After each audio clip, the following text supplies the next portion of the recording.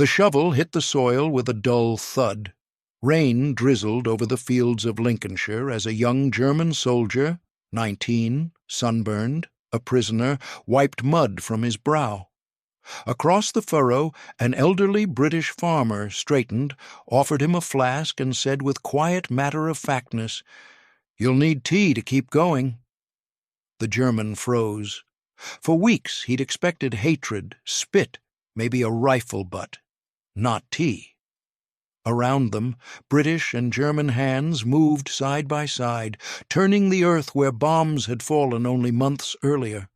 Crows circled overhead, the war's echo fading into wind and plow. He stared at the farmer's lined face, searching for contempt and finding only fatigue. "Work together," the man muttered. "Harvest won't wait for politics." In that gray English field, a new kind of truce was being written, not on paper, but in soil. And none of the prisoners could quite believe it was real. The rain did not stop for days.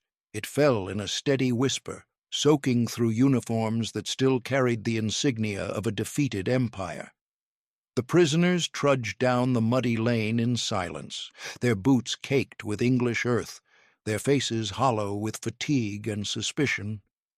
To them, captivity was supposed to mean walls and watchtowers, snarling dogs and endless hunger. But when the convoy halted, there were no fences waiting, only wide fields stretching to the horizon, bordered by hedgerows and the faint outline of a farmhouse.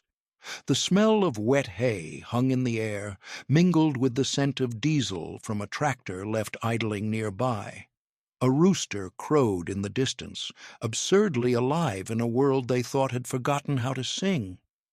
For a long moment, no one moved. Then a man in a flat cap, older than their fathers, stepped forward. His trousers were rolled to his knees, his boots cracked, his face lined from sun and grief. "We'll start in that field," he said, his accent thick and slow. "The soil's heavy after the rain." The translator, a British sergeant, repeated the words in German. The prisoners looked at one another, uncertain if this was a cruel joke. One of them muttered, "They want us to work for them?" But the farmer's gaze held no malice, only a kind of weary practicality. The first sight of the countryside cut through their fear like light through fog. They had marched through the ruins of France, across craters and burned-out villages, but here was something untouched. The land was impossibly green, so alive it almost hurt to look at it. Smoke curled from chimneys in distant cottages. Sheep grazed beyond the hedgerows. It was as though the war had never crossed this place, as if the island itself had resisted destruction by sheer stubbornness. For men who had watched their own cities vanish beneath fire, the peace of these hills felt unreal, almost indecent. When the guards opened the lorry doors and handed them shovels, the prisoners hesitated. Tools, not chains. Wooden handles, smooth from use, not iron restraints. One man ran his thumb along the worn edge of a spade, staring at it as if it were a trick. He had spent the last year hauling rubble in France, beaten for resting too long, cursed in languages he could not understand. Now an English farmer was showing him how to dig a trench for potatoes, speaking with the easy patience of a man who valued work more than vengeance. "Don't think too much," the farmer said when one of the prisoners paused. "Just dig. The ground won't argue." The German nodded mutely and thrust the spade into the earth. The soil yielded with a soft sound, dark and fertile, smelling of rain and roots. Around him, others began to follow suit. Within an hour, the field was alive with motion, shovels biting, boots sinking, breath steaming in the cold morning air. The rhythm of labor replaced the stillness of fear. They learned quickly that the British farmers were not driven by forgiveness or ideology. The war had emptied the villages of young men. The fields needed hands, not hatred. Each seedling lost to neglect meant less bread come winter. For the farmers, the Germans were not symbols of evil. They were laborers, flesh and bone, no different from the plow horses or the weather itself. And for the prisoners, that realization was disorienting. They had been trained to expect cruelty, to see themselves as enemies even in surrender. Yet here they were, treated as workers, as men. At midday, the farmer's wife brought out baskets of bread and mugs of steaming tea. The prisoners froze again, uncertain whether they were permitted to eat. The sergeant gave a small nod. "Go on," he said. One by one they accepted the bread, still warm from the oven. The crust crackled beneath their fingers. The smell was almost too much to bear. It was not a feast, but it was mercy, and mercy was a foreign taste. As the afternoon waned, the rain slowed to a mist. The Germans worked until the sky turned pale gold, until their hands blistered and their backs ached. When the farmer dismissed them for the day, he did not shout orders. He simply said, "Good work," as if it were the most natural thing in the world. The prisoners stared at him, too stunned to reply.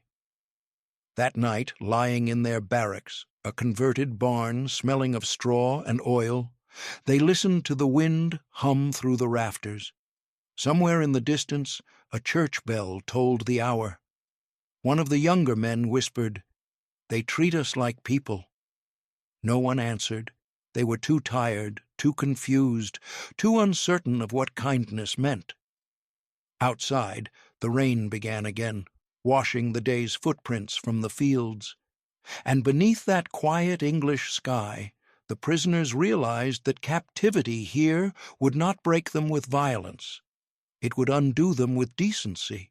The next morning, mist hung low over the hedgerows, and the smell of damp earth filled the air. The men rose from their straw pallets with stiff limbs and a silence that spoke of disbelief more than fatigue. For the first time in years, they were not woken by shouting or boots kicking at their ribs. A bell rang softly from the farmhouse, and the sergeant's voice carried across the yard, calm, almost casual. "Breakfast, then to the field?" The words seemed harmless, yet to men raised on the rhythms of command and punishment, their gentleness was almost unbearable. As they ate porridge in the chill air, one of them muttered, "If this is captivity, then what was freedom?" No one answered, but the question stayed between them like breath on glass. The work resumed as before, slow, rhythmic, the dull scrape of shovels blending with the wind. Yet beneath the surface of each motion, memories stirred. They remembered the speeches, the posters, the endless drills where officers barked that the British were wolves in uniforms, imperial devils who would enslave every German they captured. They had been shown pamphlets filled with caricatures, British soldiers leering over prisoners, women in chains, children begging for mercy. It had been so easy to believe those lies when hunger and fear made hatred feel like nourishment. Now, as they stood under a sky too wide to belong to conquerors, the images fractured and fell apart. One man, a former school teacher from Bremen, found himself replaying a particular lecture given by a propaganda officer the year before. The officer had slammed his fist against a map of Europe, declaring that surrender meant humiliation, that the British would make slaves of them, that they would starve behind fences while the victors laughed. The memory burned with new shame. The teacher looked across the field at the farmer, his worn coat patched at the elbows, his hands rough and steady on the handle of a hoe, and saw not cruelty but fatigue. This man had no interest in conquest. He only wanted to finish the day's work before the next rain came. The realization cut deep. They had believed themselves defenders of civilization against barbarity, yet here, among those they were taught to hate, they found the civility their own leaders had betrayed. Some men struggled to accept it. One spat into the mud when the farmer passed, muttering that it was all performance, a mask hiding vengeance. But even he, when handed a slice of bread at midday, took it without protest. The truth was too simple to deny. No one was beating them, no one was starving them, no one was laughing at their defeat. By the third week, a new kind of silence settled among them. Not the tense quiet of fear, but something heavier, reflective. As they worked side by side with the British laborers, their eyes began to meet without hostility. There were no speeches, no apologies, only gestures, a shared lift of a sack too heavy for one man alone, a nod when the job was done. Trust, when it came, did not arrive like thunder. It crept in like sunlight between clouds. One afternoon, while mending a fence, a British boy wandered into the field with a tin pail of nails. He could not have been more than 12. He watched the prisoners work, curious but unafraid. One of the Germans, a carpenter before the war, knelt and showed the boy how to hammer the nail without bending it. The boy grinned, awkwardly proud, and ran back to his father. The farmer said nothing, but later that evening the same carpenter found a slice of pie left on the fence post where he had worked. He did not touch it at first, suspecting mockery, but when the farmer's wife waved from the porch, he understood. Each day blurred into the next, the rhythm of soil and sky softening what once was iron within them. Their pride, once built on slogans and songs, now bent under the weight of ordinary decency. Shame mingled with gratitude, a strange alloy they did not know how to name. They still flinched at sudden noises, still looked away when a guard's shadow crossed their path, but the edge of fear had dulled. At night, lying beneath the slanted roof of the barn, they spoke softly in their own tongue. "Maybe they pity us," one said. "Maybe they want to prove they are better." Another shook his head. "No, they just need us to work." Yet even as he said it, he knew the truth ran deeper. The English farmer's kindness was not strategy. It was habit, born from lives too long shaped by weather and harvest to waste time on hate. And so the men labored day after day, the blisters healing into calluses, their hearts caught between guilt and gratitude. Each sunrise brought not punishment, but purpose. And though none of them would have admitted it aloud, they began to dread the day the work would end, when they might be sent elsewhere, back behind fences or across the sea.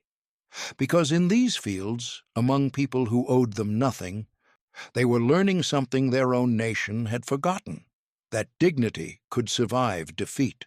The days grew longer, the air softer. By midsummer, the earth baked dry beneath the weight of the sun, and even the wind smelled of wheat and dust. The rhythm of life on the farm settled into something almost peaceful. Morning began with the creak of wooden gates, the distant bleating of sheep, and the sound of boots, British and German alike, treading the same worn path to the fields.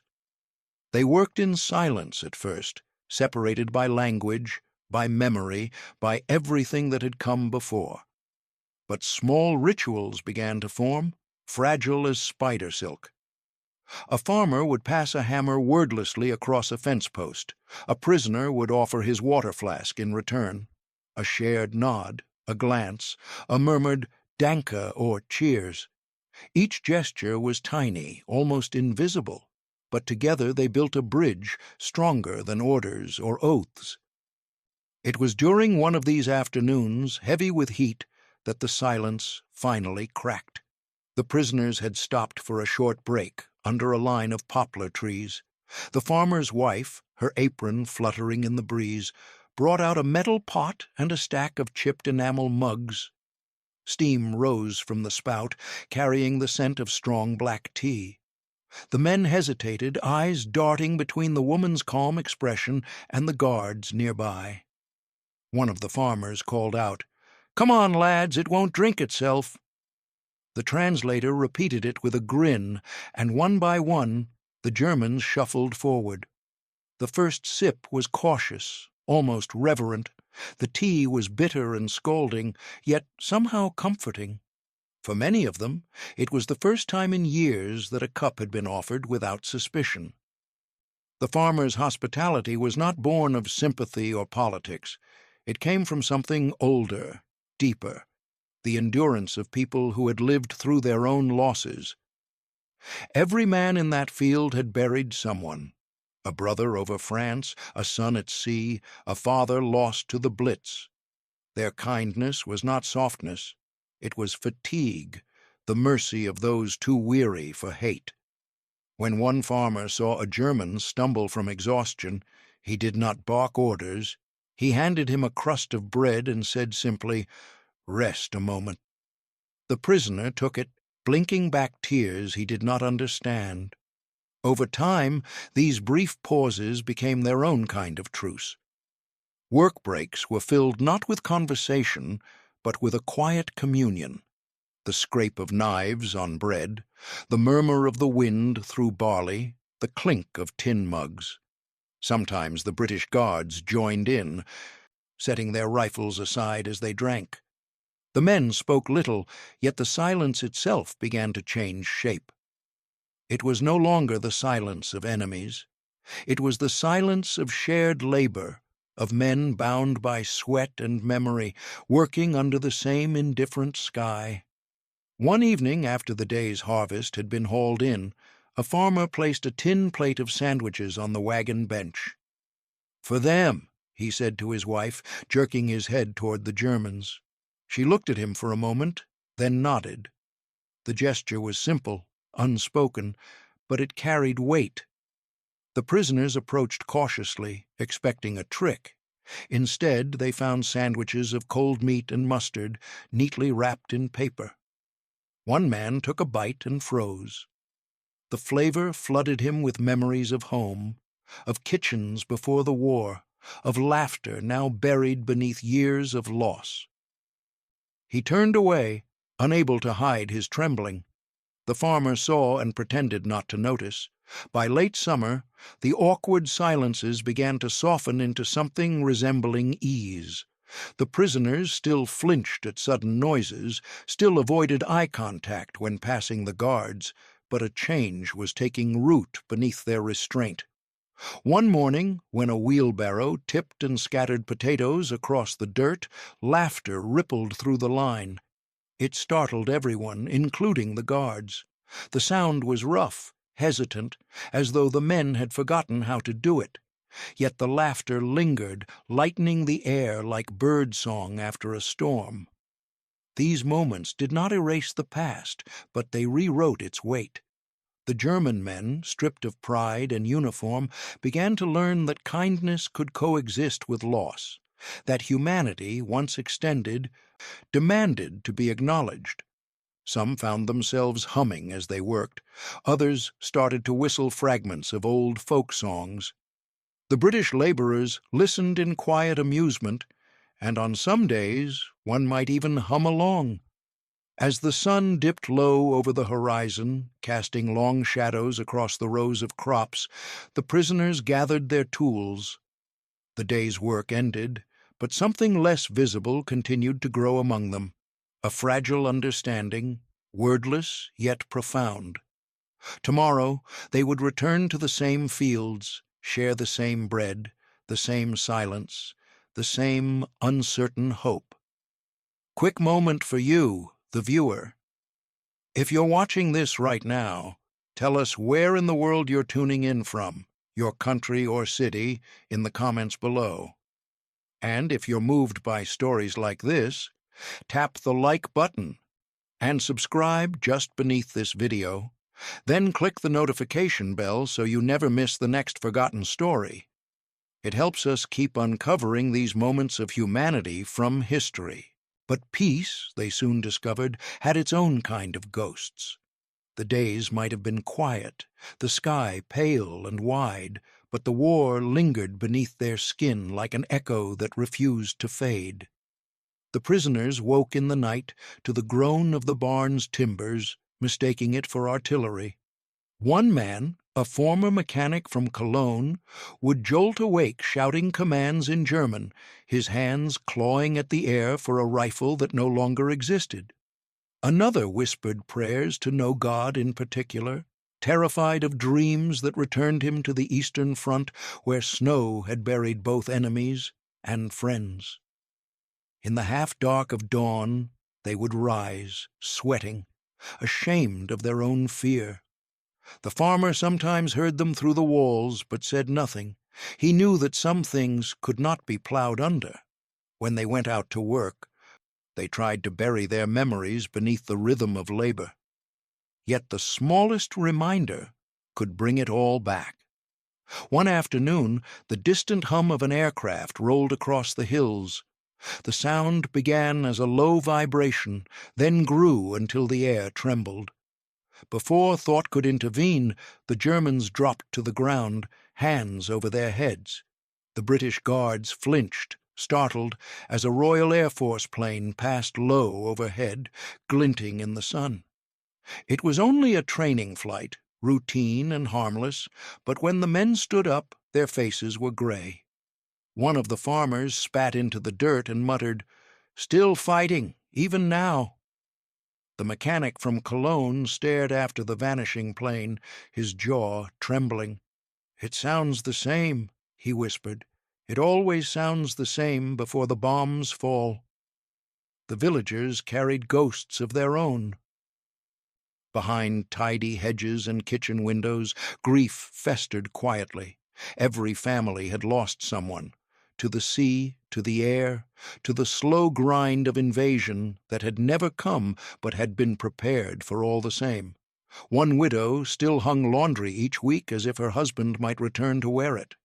A farmer's daughter kept a photograph of her brother pinned above the hearth, a Royal Air Force uniform stiff with pride. He had died over Hamburg.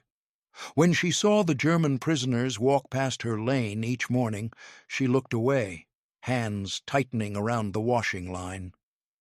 "I know it isn't their fault," she once told her mother, "but it feels like it is." This tension hung over the village like weather. The farmers worked with the prisoners out of necessity, but grief had no such discipline. Some men refused to speak to the Germans at all. Others cursed quietly when they passed.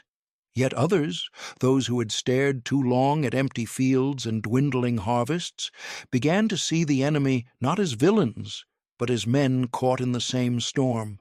Over time, this uneasy coexistence became a kind of balance.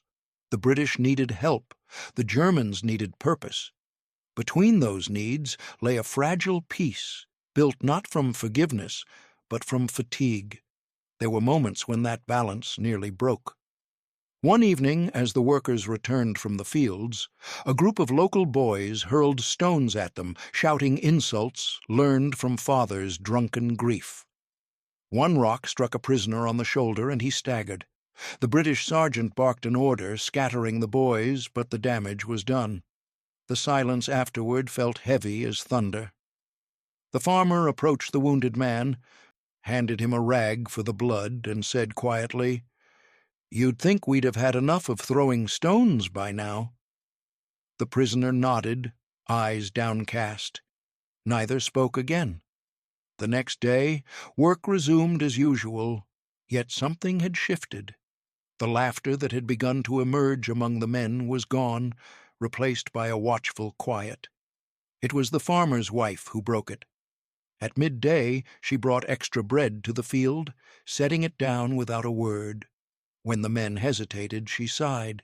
"Eat," she said, "before it goes stale."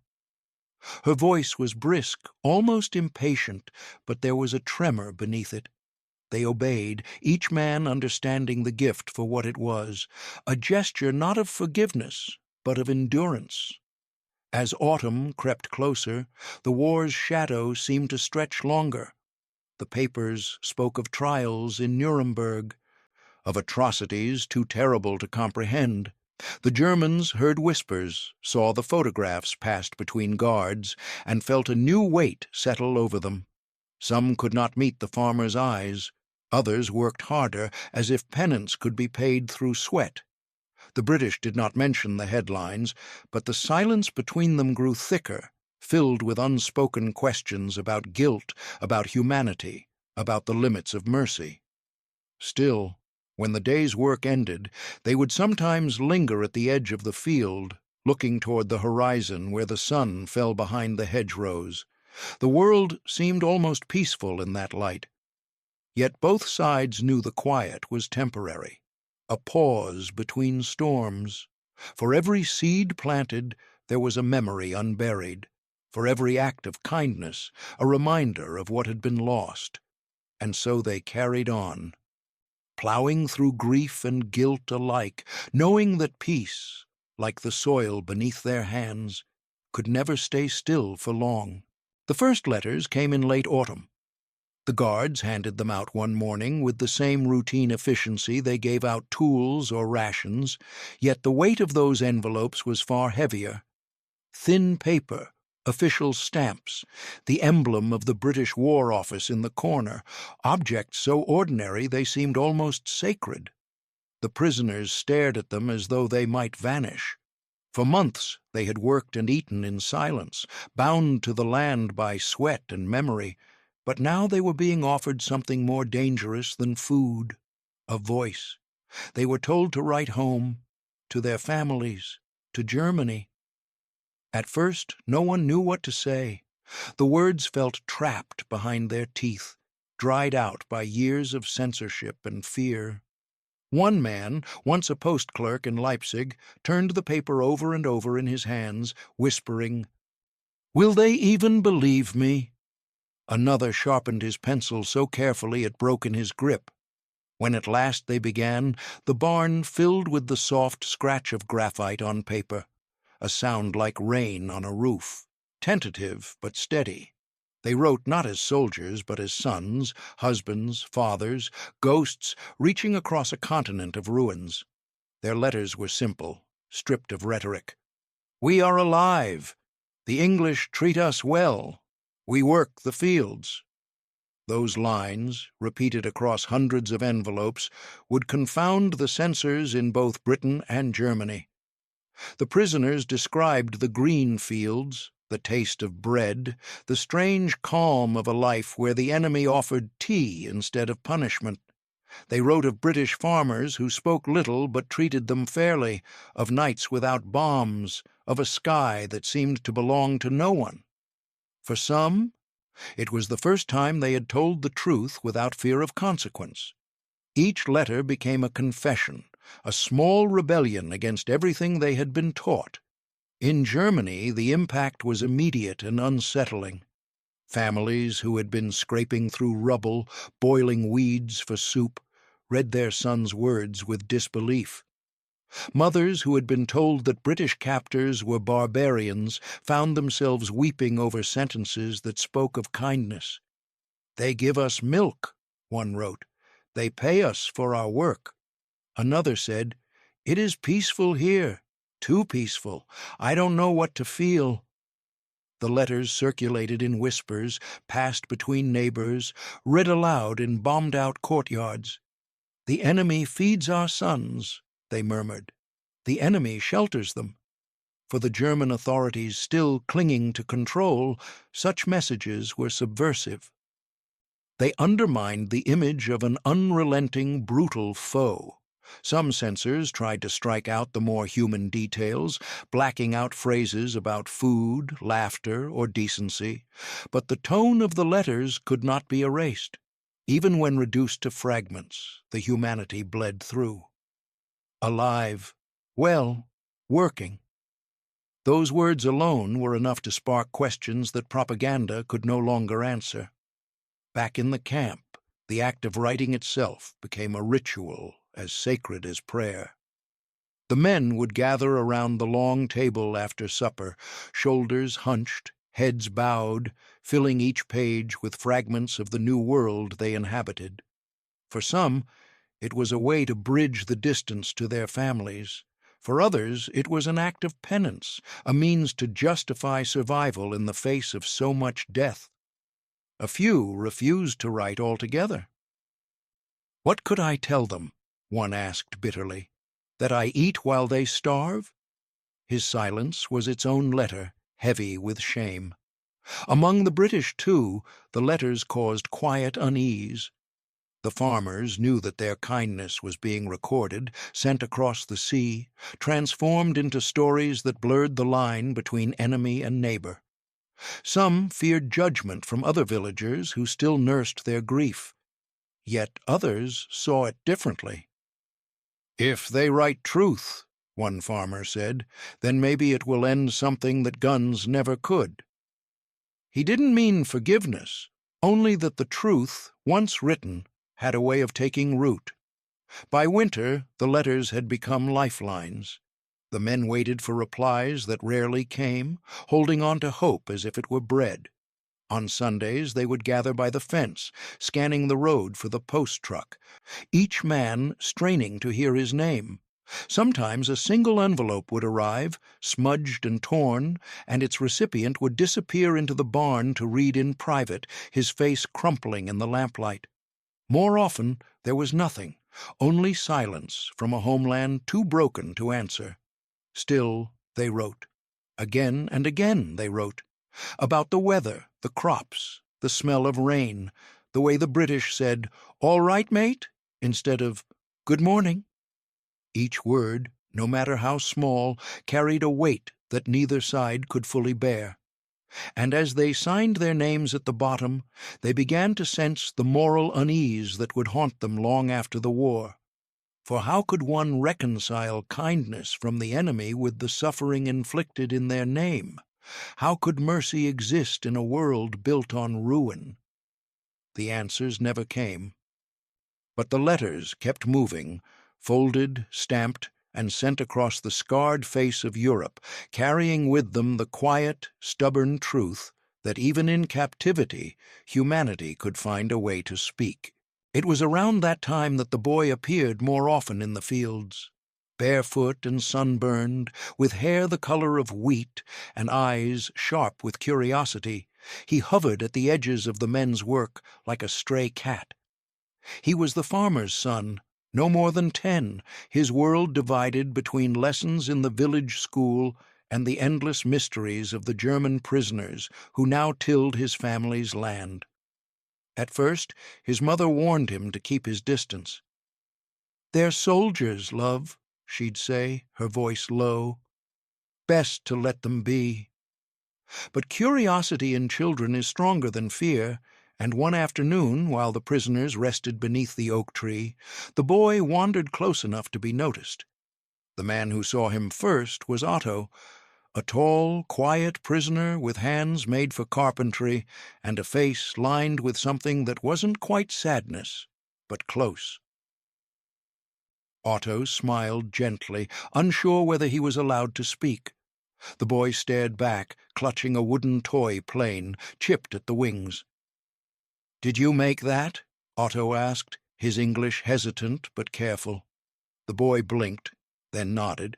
He held the plane up proudly. "My dad says it'll never fly," he said. Otto chuckled.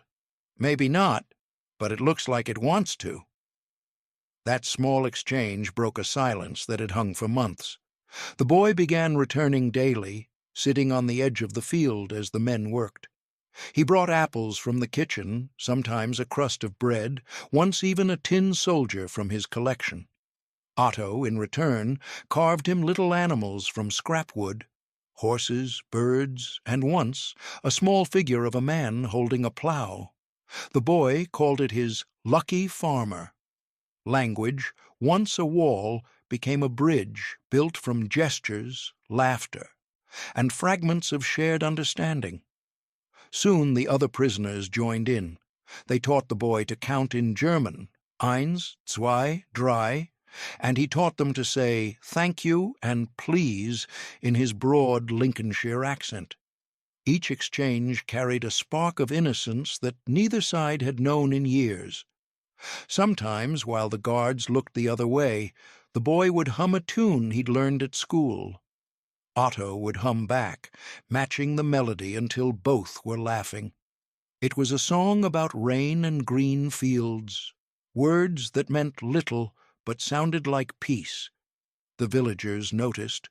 Some disapproved, muttering in the pub that it wasn't right, that the child shouldn't be playing with men who had worn the wrong uniform. But others, seeing the easy laughter, said nothing. The farmer himself watched one afternoon as his son sat beside Otto, both of them covered in dirt, both smiling over a broken wheelbarrow they were trying to fix.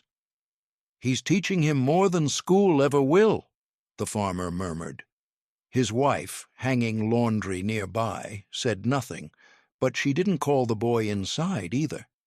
As weeks passed, suspicion in the village softened almost imperceptibly. The boy's friendship became something larger, a quiet example of how the human heart forgets borders faster than the mind. One evening, after harvest, the prisoners were invited to share tea in the yard. It was not a formal gesture, just a tired farmer's acknowledgment of shared labor. The boy ran circles around them, laughing, his toy plane glinting in the sunset. Otto caught it mid-air and handed it back, saying softly, "Maybe now it flies." That night, after the prisoners returned to their quarters, the boy left something on the fence post outside the barn, a folded piece of paper with childish scrawl. "Good night, Otto," it read. "See you tomorrow." Otto found it at dawn, pressed it flat, and tucked it inside his shirt pocket as if it were treasure. For a man who had buried friends and faith alike, the boy's note was a reminder that goodness still existed, fragile but real.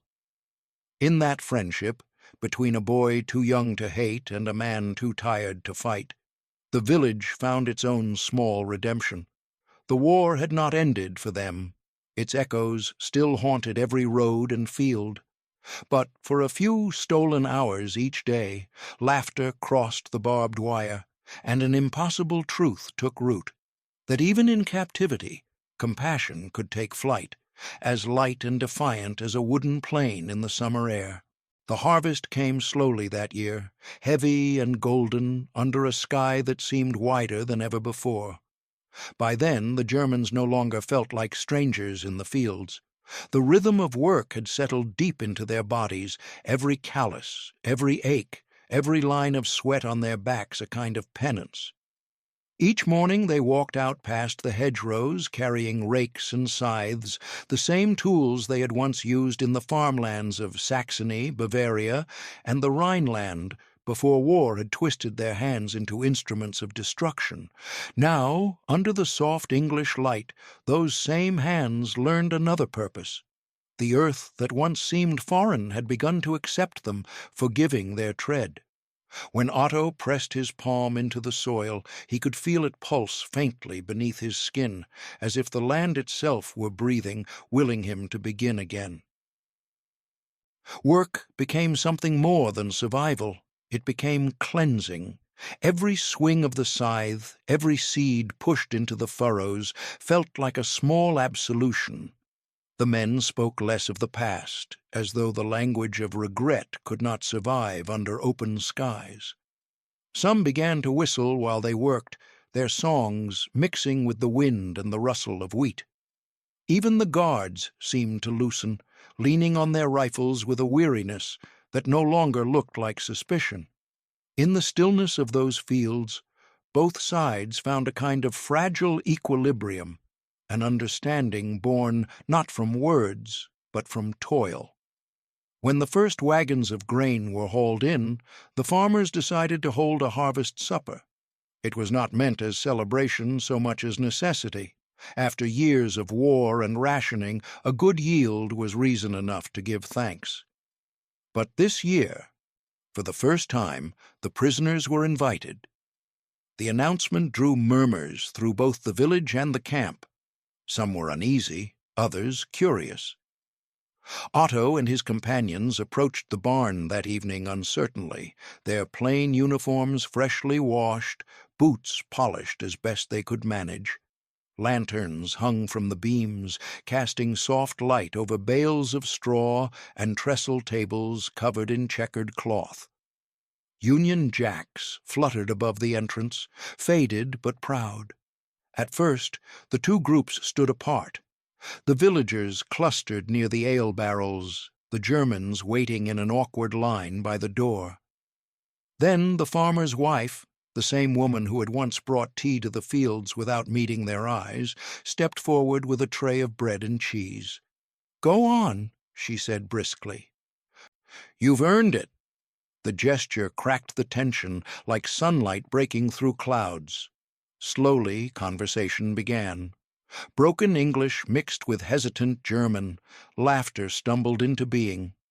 Someone found an old fiddle, another a harmonica, and soon a tune rose, a clumsy blend of folk songs from both sides, weaving together into something new.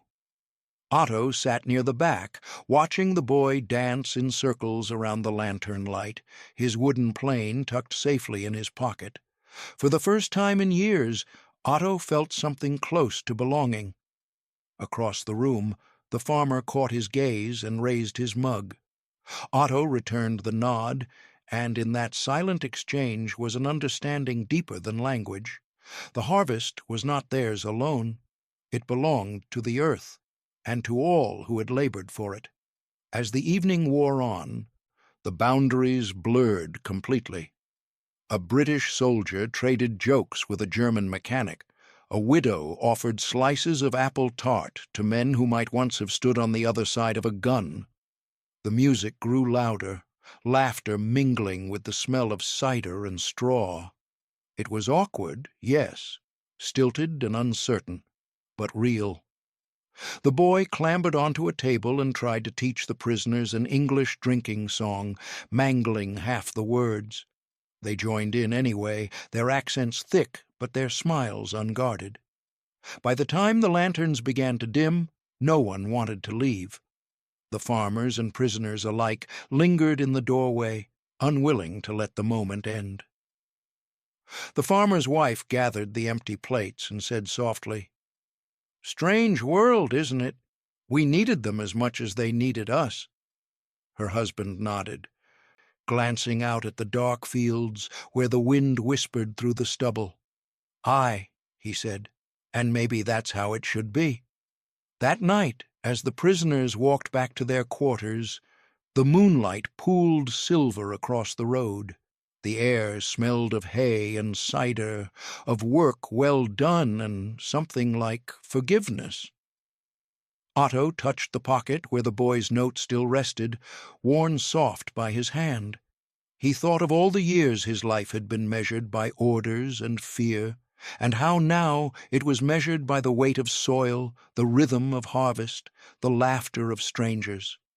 The land had given them food, but more than that, it had given them purpose. And in that quiet, endless countryside, beneath a sky vast enough to hold both memory and hope, the seeds of change had already begun to take root. By the time the first frost fell, the fields lay bare again, stripped clean of harvest and color. The hedgerows turned skeletal, the air sharp enough to bite through wool. Smoke drifted from chimneys, thin and gray, curling into a sky the color of pewter. It was then, when the land grew still, that the news arrived. The prisoners were to be sent home. Repatriation, the guards called it, reading from official papers with eyes that refused to meet the men's. The words felt foreign, like a language none of them had spoken in years. Home. The idea no longer felt real. At first there was silence, then whispers spread through the camp like wind through dry grass. Some men cheered quietly, faces alight with disbelief. Others sat down hard, staring at the floor as if trying to imagine what home looked like now. Otto felt neither joy nor fear, only a hollow ache. He had dreamed of Germany so often during those early months of captivity, of streets that smelled of bread, of his mother's handwriting, of the Rhine glittering beneath the sun. But that dream had faded. The Germany that lived in his memory no longer existed. The letters from home had told the truth in fragments: cities gone, families scattered, hunger worse than war. To go back now felt less like returning and more like walking into the ruins of a ghost. The British farmers received the news with mixed hearts. They had known it would come, yet when it did, it struck like frost on spring buds, expected, but cruel all the same. The farmer's wife wept in private, wiping her eyes on her apron before supper. Her husband tried to sound practical. "It's right, what's happening," he told her. "They've earned the right to go." But his voice cracked halfway through. Out in the yard, the farmer's son built a small snowman. Alone, he pressed the wooden plane into its stick hand and said softly, "It can fly home now." In the days that followed, goodbyes hung over the camp like fog. The guards avoided eye contact, unsure of how to bridge the strange affection that had grown between them and the men they once called enemy. Work had ended. There were no more fields to tend, no more harvests to share. The prisoners spent their last days mending what they could: tools, fences, the small barn roof that always leaked near the ridge. The farmers joined them, shoulder to shoulder, saying little. Every hammer strike echoed like a farewell. On the final morning, frost glazed the ground so thick it crackled beneath their boots. The trucks arrived early, their engines rumbling through the stillness. The prisoners stood in line, their meager belongings packed into canvas sacks. Otto carried nothing but a small wooden box he had carved himself. Inside was a spoon made from English oak, smoothed to perfection, and a faded note from the boy. "Goodbye, Otto. I'll remember you." The farmers gathered by the gate, hats in hand. No one gave speeches. Words had become too small for what lived between them. Instead, there were gestures. A handshake held a second too long, a pat on the shoulder, a brief meeting of eyes that said everything words could not. The farmer's wife pressed something into Otto's hand, a photograph of the farm, taken years before the war. "So you remember it when you're far away," she said softly. Otto bowed his head. "I won't forget," he replied, his English halting, his voice thick with emotion. When the trucks finally pulled away, snow began to fall, slow, deliberate flakes that clung to the barbed wire and the men's hair alike. The boy ran after the convoy until the road curved out of sight, shouting something no one could hear. Otto looked back only once. The farmhouse was already fading into white, the figures of the family small against the horizon. He touched the spoon in his pocket and the photograph beside it, the only proof that this chapter had ever been real. As the countryside disappeared behind them, the men sat in silence. Some wept openly, others stared out at the fields that had once been their prison and had somehow become their refuge. Each man carried with him a relic of grace, a token carved, written, or remembered. Otto wondered if the soil of England had cleansed their hands, or if it had merely taught them how to carry the weight of their past with gentler strength. The trucks rolled on toward the coast, toward the ships that would carry them back to the wreckage of their homeland. Behind them, the English fields slept under a blanket of snow, waiting for spring. And though the men would never see those fields again, a part of them, something wordless and enduring, would remain buried there, like seeds beneath the frost, waiting for the thaw.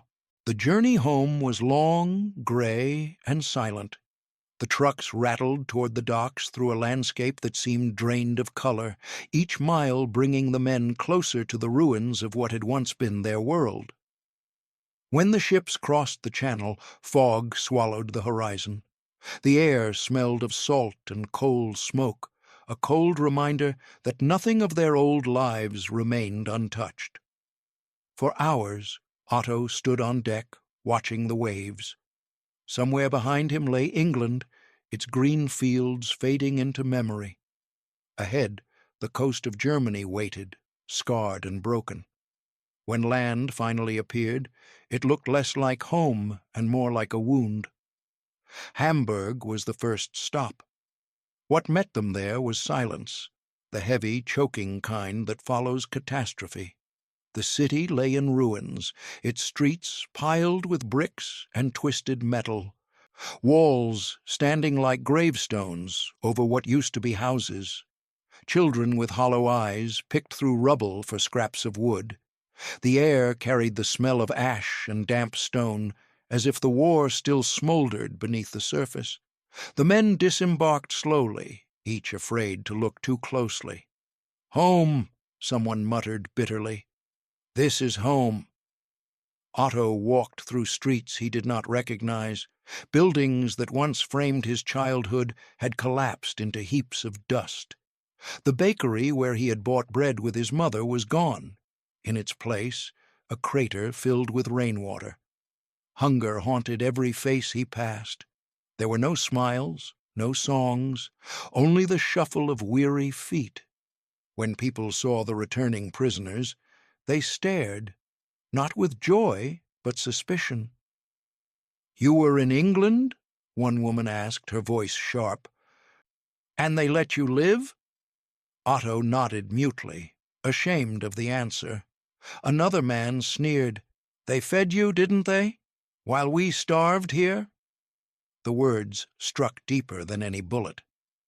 The former prisoners quickly learned that survival carried its own guilt. They had expected hardship, but not hostility. Among the ruins, bitterness ran deep. Some civilians called them traitors, softened by the enemy. Others accused them of forgetting their duty. The irony was cruel. They had been captives of war, and now they were captives of shame. Otto tried to explain that the English had treated them as men, that the farmers had needed them, that kindness could exist even across barbed wire, but no one wanted to hear it. To speak of decency was to invite anger. To speak of peace was to sound naive. And yet, in the quiet corners of his mind, the memory of those English fields lingered. He could still feel the soil between his fingers, the weight of the harvest in his arms, the laughter of the farmer's boy echoing across the hills. At night, when he closed his eyes, he dreamed not of the bombs or the ruins, but of sunlight spilling over wheat and the scent of warm tea. It was unbearable, that beauty. It made the darkness around him harder to accept. As weeks passed, the men scattered across what remained of Germany, each searching for fragments of their old lives. Otto found his mother alive, but frail, her hair gone white, her hands thin as parchment. They lived in a small room carved from the remains of their former home. Each morning he joined the crowds, clearing rubble, stacking bricks in neat piles, as if order itself could summon dignity. Work became his refuge once more. The rhythm of lifting and placing, of scraping and shoveling, was all that kept his thoughts steady. The land might be dead, but his hands still remembered how to build. Sometimes, while working, he would pause to watch the other men. They moved with the same quiet determination he had seen in the British farmers, an instinct to rebuild, to coax life out of ruin. No one spoke of war anymore. There were no speeches, no promises, only labor. One day, a small boy wandered past with a wooden toy plane, its wings uneven but familiar. Otto smiled faintly. The image pierced him like sunlight through cloud. The boy could have been the farmer's son. The fields could have been anywhere. The world might yet find its way back to gentleness. He began carving again, spoons, cups, small figurines from splinters of old oak beams salvaged from destroyed homes. People started to trade with him. A loaf of bread for a carved ladle, a blanket for a wooden bowl. Slowly, his hands earned trust again. They were the same hands that had once served an empire, then a foreign farm, and now a broken nation trying to breathe. In them was the memory of all that had passed, the cruelty, the grace, the soil that had taught him forgiveness. As the first spring after his return crept over Germany, faint and tentative, Otto planted a small garden beside the ruins. The earth was poor, the seeds scarce, but he worked it patiently. He knew now what the land could do, how it could heal if tended with care. Each morning, as the frost receded and shoots of green pushed through the dirt, he whispered to himself the same words he had heard on that first day in England. "The ground won't argue." And it didn't. It simply accepted. Nearly 40 years passed before Otto set foot on English soil again. The world had changed by then.